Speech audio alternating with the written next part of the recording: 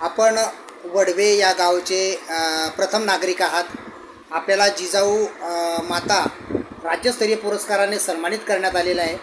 तर या पुरस्कारासाठी आपली निवड कशी झाली, काय सांगाल?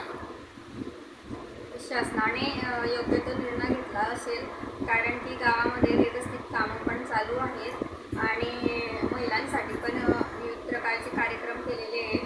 त्याच्याबद्दल शासनाने दखल घेतली असेल, त्यामुळे तुमची निवड झाली आहे. त्यामुळे माझी निवड झालेली. बरं, एक राज्यस्तरीय पुरस्काराने आपल्याला सन्मानित करण्यात आलेलं आहे आणि एक भारदस्त पुरस्कार आपल्याला मिळालेला आहे.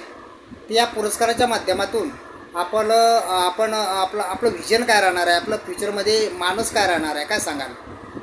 माझं विजन असं राहणार आहे की माझ्यासारखी सक्षम महिला, कणखर महिला झाली पाहिजे आणि पुढे गेली पाहिजे प्रगतीच्या मार्गाला. बरं, आपल्या कालखंडामध्ये जे उर्वरित कामं बाकी आहेत, त्या कामांच्या संदर्भात काय सांगाल? ते कामं जे आहे बाकी ते मी महिलांच्या सगळ्या समस्या जाणून घेतलेल्या आहेत, त्या मला पूर्ण करायच्या आहेत, जे काही बाकी आहेत. बरं, उदाहरणार्थ फॉर एक्झाम्पल कोणकोणती कामं आहेत? शौचालय कॅबिन, बचत गट हॉल, लग्नासाठी हॉल, ग्रामपंचायत मंजूर झालेली आहे आणि अंगणवाडी पण मंजूर झालेली आहे. बाकी कामं दिलेले आहे आम्ही वरती. बरं, आपल्याला एक राज्यस्तरीय पुरस्कार मिळालेला आहे.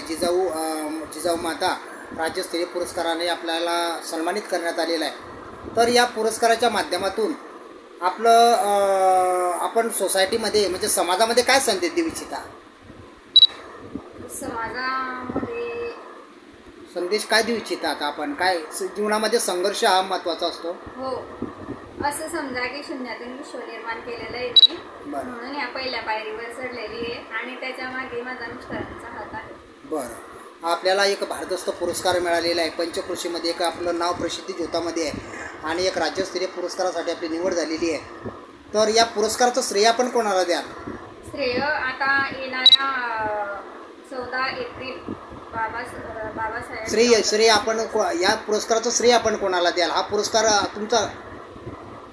पुरस्कार तुमचा नसून गावकऱ्यांचा हात आहे माझ्या पाठीमागे. मी एकटी नाही आहे या पुरस्कारामागे, कारण त्यांनी पण पाठीवर मला आशीर्वादाची थाप दिलेली आहे. त्याच्यामुळे हा पुरस्कार मला मिळालेला आहे.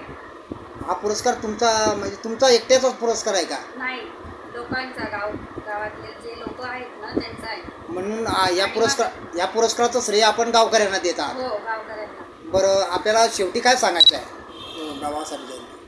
शेवटी आता येणाऱ्या 14 एप्रिल 2025 मध्ये डॉक्टर आंबेडकर बाबासाहेब यांच्या जयंतीनिमित्त गावकऱ्यांना, कर्मचाऱ्यांना तसेच मुक्ताईनगर तालुका गावकऱ्यांना हार्दिक शुभेच्छा. जय हिंद, जय